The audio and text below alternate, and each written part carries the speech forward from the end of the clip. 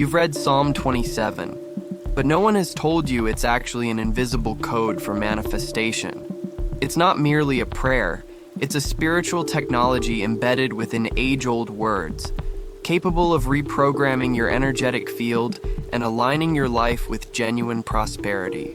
While many simply repeat Amen, hoping for change, others are discovering that the secret lies in vibrating with presence, not pleading with desperation. Bruce Lipton might call this cellular transformation. Joe Dispenza, coherence between mind and heart.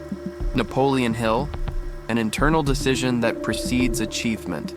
Today, you will understand how this psalm activates your spiritual identity, elevates your frequency, and paves the way for conscious manifestation, not through empty promises, but through vibrational posture, embodied certainty, and inner sovereignty. So breathe, open your field, because what you're about to see here, nobody shows you. Listen, this isn't just another psalm. It's a vibrational code hidden in ancient words, waiting for someone with the courage to access it. It's not enough to read it. You have to feel it. You have to inhabit each verse as if entering a vibrational hideout, as if finding shelter when everything outside seems to crumble. Bruce Lipton has already shown that the internal environment shapes DNA, and Psalm 27, when truly lived, recalibrates that environment. It doesn't bring momentary relief, it changes your electromagnetic signature. Carlos, for example, used to read the psalm every night, asking for protection, but fear remained glued to his soul. One day he read it differently. He read it as if embodying it. That night he asked for nothing. He inhabited the word light. He breathed the vibrational certainty. The vibration changed. The field responded. As Joe Dispenza says, you create reality from the state of coherence between heart and mind. And that's how it was. Carlos wasn't protected. He became inaccessible to what had threatened him before. You don't need to repeat the psalm 1,000 times. You need to live it once with full presence. Each verse is an adjustment of spiritual frequency. When the psalmist declares, "The Lord is my light and my salvation," he is not explaining. He is positioning himself. He is encoding the environment around him with the spiritual energy of trust. It's spiritual neuroplasticity. Thoughts as the language of the brain, emotions as the language of the body. And together, these languages reprogram your energetic field. Eliane discovered this when she stopped using the psalm as an amulet and started using it as a mirror. She saw the fear in her eyes, but she didn't run. She took a deep breath, and she said to herself, "I wait as one who already has." That's when everything changed, because the miracle was never outside. It was inside, waiting for your coherence. And when that code is activated, well, then fear doesn't survive. Because the next step is not to face the fear, it's to inhabit the presence. And that is a topic for what comes next. You know that fear that paralyzes, that tightens the chest without warning. It is not overcome with brute force. It dissolves with real presence. David Hawkins said, "Fear is a low frequency, and frequency is not confronted. It is transcended." When the psalmist says, "Whom shall I fear?" he is activating a vibrational state so elevated that fear loses space. It's like turning on a light. The darkness doesn't fight it. It just goes away. The energetic field changes and the world responds. Marta lived on alert, anxious, controlling, exhausted. She tried everything, prayer, affirmation, rituals, but the fear persisted until she understood the hiding place wasn't an escape. It was an armored vibrational state. She stopped. She silenced herself. She sat in the corner of the room, breathed slowly, and whispered, "Whom shall I fear?" There, something shifted within. She was no longer fighting. She was inhabiting the invisible shelter. The peace that arrived was inexplicable, but it was palpable. Joe Dispenza talks about the state of coherence. When mind, heart, and body align, the surrounding field reorganizes. That's when fear no longer finds a place to cling, because it needs resistance to grow. But if it encounters a strong presence, a firm spiritual identity, it withers, like a storm receding before a rock. And that rock isn't you trying to be strong. It's you knowing who you are, even without external evidence. Do you know the secret? It's not about resisting fear. It's about replacing it with presence. When that happens, the question, whom shall I fear, becomes an answer. Because no threat survives an ignited inner light. It's not about magical protection. It's an inner posture, a vibrational decision. And that's what transforms everything around. Now, courage isn't the absence of fear. It's what comes when you choose to vibrate above it. And that is exactly where we're going to arrive. Courage isn't beating your chest and saying you're not afraid. It's feeling the fear and still remaining firm in the center. David Hawkins was direct. Courage vibrates above fear. It's not an emotion. It's a frequency. It's an internal code that activates when the soul remembers who it is. The courage of Psalm 27 isn't born from the absence of threats. It's born from the understanding that the war has already been won in the invisible realm. Victory begins in the inner field. Carlos was always sabotaging himself. He had talent, but when it came to exposing himself, he froze, until a mentor told him, "You're not fighting against fear, you're fighting against your absence of presence." That landed like a revelation. He decided to face the stage as a sacred ground. He took a deep breath, remembered the psalm, and murmured, head lifted up. It was as if an invisible energy took the place of the old tremor. He understood. The warrior wins when he aligns with the quantum field before the battle. This courage isn't something you fabricate. It's something you allow. When you enter the right vibrational state, the body understands that it's safe, and the brain stops creating catastrophic scenarios. It's spiritual neuroplasticity in action. The reprogrammed brain begins to operate on a different script, one where you don't run from life, but face it with presence and vibrational decisiveness. And then, action becomes natural. You act with ease, even under pressure. Marta understood this when she decided to leave an abusive relationship. She didn't leave screaming, she left vibrating. She raised her frequency to the point where the old prison no longer made sense. The key wasn't in the door, it was in her. And when courage is activated like that, from within, no one can hold you back. It's the kind of strength that doesn't shout, but changes everything. But to get to that point, it takes more than courage. It takes inhabiting the place where the miracle happens.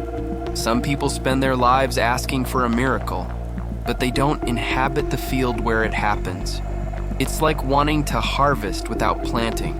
Psalm 27 doesn't say, visit the house of the Lord, it says dwell. That's something else entirely. It's being. It's living there. It's making spiritual presence an internal dwelling, not an occasional visit. Bruce Lipton talks about this. The environment shapes biology. So tell me, what environment are you carrying within you? Eliane spent years asking for peace, but she lived connected to scarcity, guilt, and anxiety. Until one day she understood. It's no use asking with your mouth and vibrating fear with your body.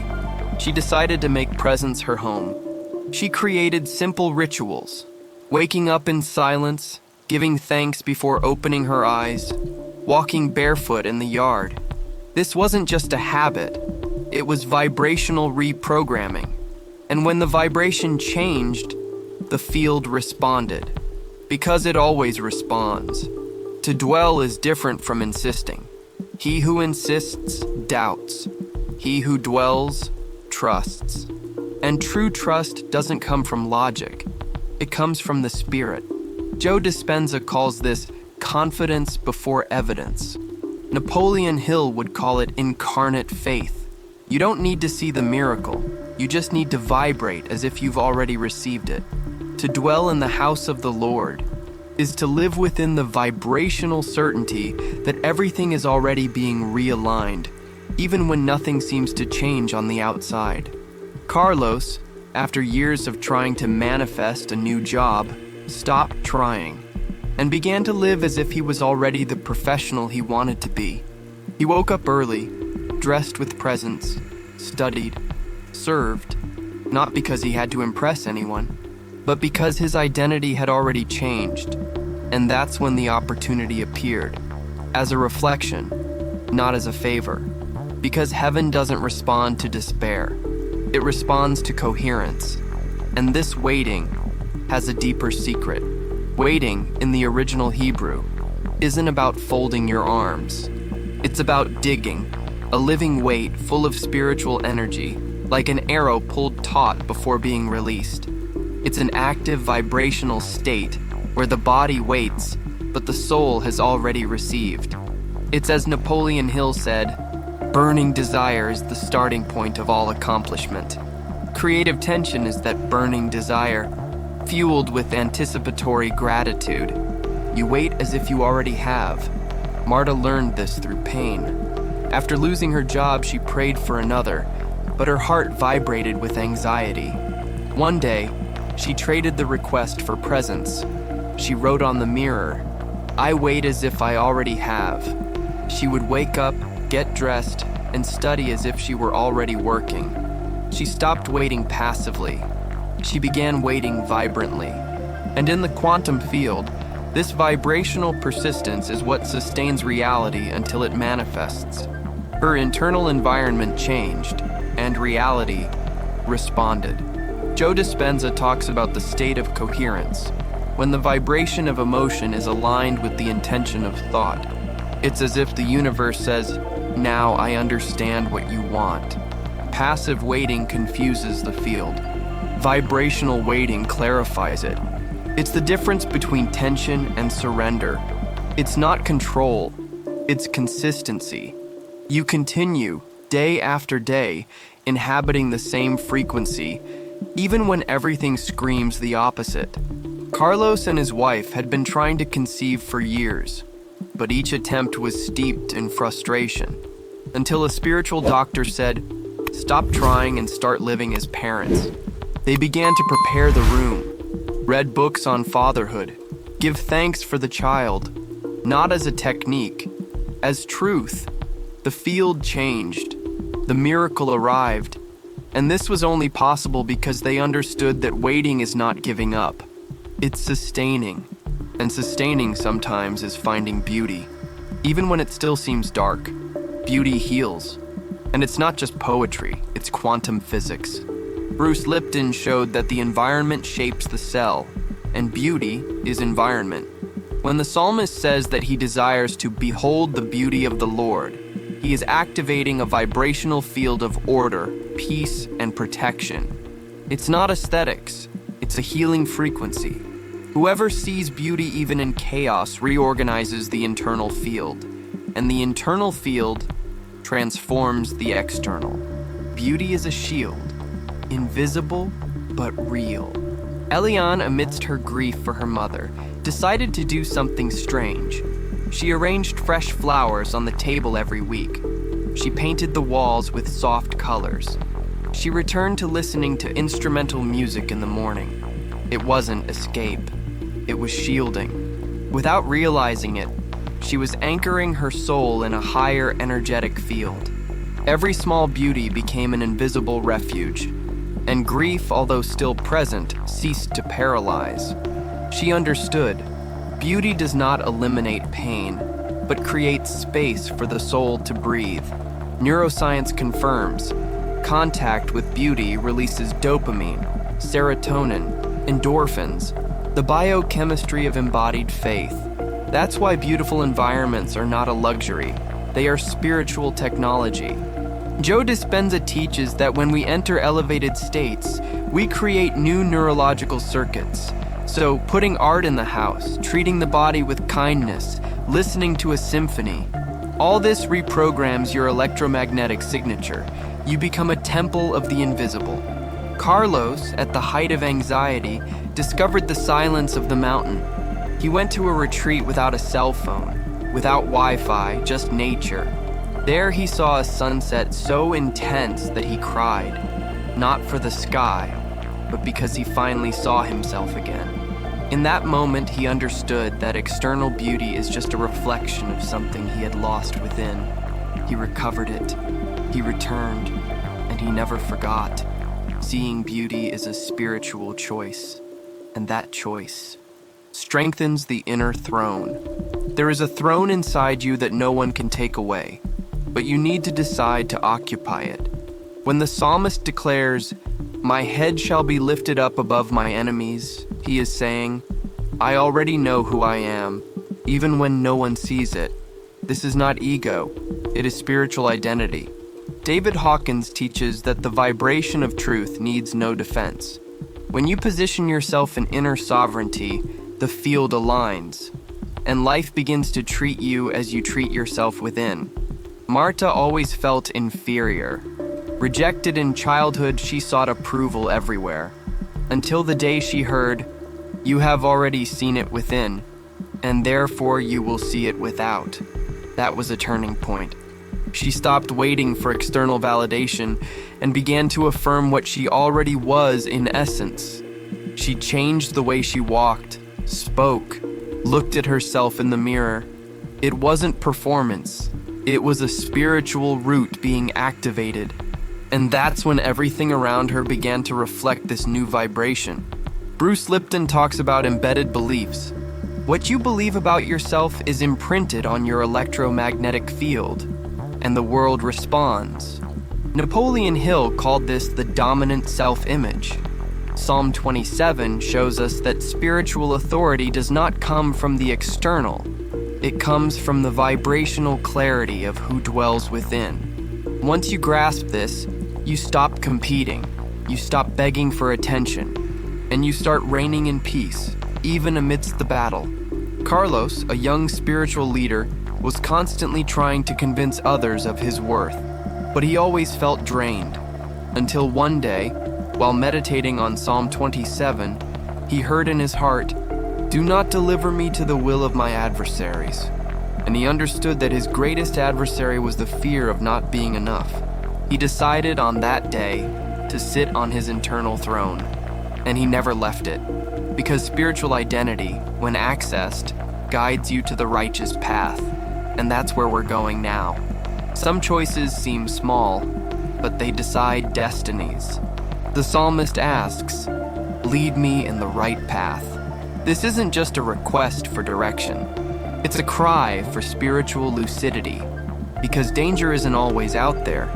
Sometimes what brings you down are the invisible enemies: fear, doubt, guilt, self-sabotage. Having strength is good, but having clarity is sacred. As Napoleon Hill said, right decisions come from a mind in harmony with its source. Carlos was about to accept a tempting offer. More money, more status, but a strange peace was absent whenever he thought about it. So he stopped. He fell silent. He read the psalm, and a phrase echoed, "Right path." He realized that it wasn't about climbing faster, but about following the path that preserves the spirit. He refused. He was judged. But weeks later, a new door opened. Better, lighter, aligned. The field had reorganized itself. Joe Dispenza teaches that when the heart and mind are in coherence, a superior intelligence arises that guides. It's not emotional intuition, it's vibrational wisdom. You feel it in your body, you know it inside, and that's shielding. When you connect with that direction, difficult decisions become light. You stop acting out of pressure and start walking out of conviction. It's not magic, it's frequency. It's incorporated spiritual technology. Marta, in a marital crisis, tried everything: therapy, prayers, advice, but it was like rowing without getting anywhere, until she understood that she was asking everyone, except the presence.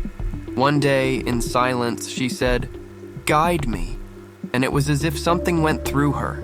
a deep calm, a clear decision. She left, not out of anger, out of lucidity. Spiritual shielding is this, choosing with clarity even without guarantees. And this lucidity only holds when faith becomes structure. Some people believe, but only until the next obstacle. True faith, the kind that moves the unseen, is incarnate. It lives in the body, in decisions, in the gaze. The psalmist says, "I would have despaired unless I had believed." This is not a metaphor, it is vibrational survival. Joe Dispenza teaches that the body needs to feel today what the mind desires to live tomorrow. In other words, vibrational faith is feeling before seeing. And when you feel, you sustain. And when you sustain, the miracle becomes inevitable. Eliane had been trying to get pregnant for years. Everything indicated that it wouldn't happen, but she chose to believe. Not just believe in her head, believe with her body, with her environment, with her heart. She prepared the baby's room. She bought little clothes. She began to pray, not asking, but giving thanks. Anticipated gratitude. One day, pregnant, she smiled and said, "The miracle wasn't outside, it was inside." Because she had become the woman who was already a mother. The frequency changed, the field responded. Bruce Lipton talks about embodied beliefs shaping biology. It's not magic, it's vibrational science. When you believe with your body, your genes listen. When you live as if you have already received, your field vibrates coherence. And the quantum field reorganizes reality to reflect your certainty. Faith like this is not emotion. It's a spiritual electromagnetic signature. Whoever lives in this state doesn't live waiting for signs. They live signaling what already is. Carlos decided to start a business, without guarantees, but with sustained faith, not out of optimism, but out of vibrational certainty. Everyone said it was crazy. He replied, "I've already seen it from the inside." Every day he fueled his vision with presence and action. Even without clients, he acted as if he already had a line. A year later, reality caught up with the vibration. Because believing before seeing isn't crazy. It's advanced spiritual technology. And what comes now is the last and most powerful act of faith. Psalm 27 begins with courage, but ends with waiting. And this isn't a drop in energy. It's the spiritual climax. Because only those who already know who they are truly wait. Wait for the Lord. Be strong and take heart. This waiting is not passive. It's the posture of someone who trusts even without seeing. David Hawkins would explain it as a high frequency of inner certainty. Napoleon Hill would call it aligned persistence. Joe Dispenza would say, "You have already become. Now, sustain." Marta, after everything she had experienced, no longer waited with anxiety. She waited as someone who already had a foundation within. She put on worship music, not to call God, but to remember that He was already there. She cooked with presence. She worked with faith. She slept with gratitude. It was the same house, but a new internal atmosphere. Because she understood, waiting, when done with spiritual identity, becomes an altar, a space where heaven touches earth. Joe Dispenza teaches that when you vibrate at the level of the desired outcome, without needing the result to feel whole, you've entered coherence. And in that state, the miracle is no longer a surprise. It's a reflection. Waiting, then, isn't enduring time. It's aligning yourself with divine timing.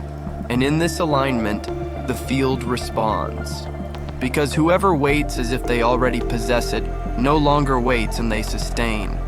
And that sustenance is the ultimate signature of mature faith. Carlos, upon hearing a sermon about this psalm, wrote in his diary, "Today I decide to wait with identity." It was the last line, but it was there that everything began. Because what he was waiting for was already coming. He just needed to continue vibrating at the frequency of the promise. And it is this type of waiting that activates the complete code of Psalm 27. Now that you have walked through all the steps, it's time to discover what was truly hidden in this sacred text. And now tell me, after all of this, are you still going to treat Psalm 27 as just another pretty prayer? What you've learned here isn't just content, it's a key to unlocking reality. But it only works for those who apply it. So look within and ask yourself, are you merely asking, or are you already inhabiting the field of manifestation? Are you passively waiting, or waiting as someone who already possesses? The decision is yours. Because the miracle isn't going to fall from the sky, it will be born from the alignment between what you vibrate, think, and embody. The question is, are you going to continue repeating, or are you going to start vibrating with spiritual authority? If this content has touched you, realigned you, or reminded you of who you are, then do the following. Subscribe to the channel, activate the notification bell, and stay with me on this journey. Because what comes next will expand everything you thought you knew about prosperity, faith, and manifestation.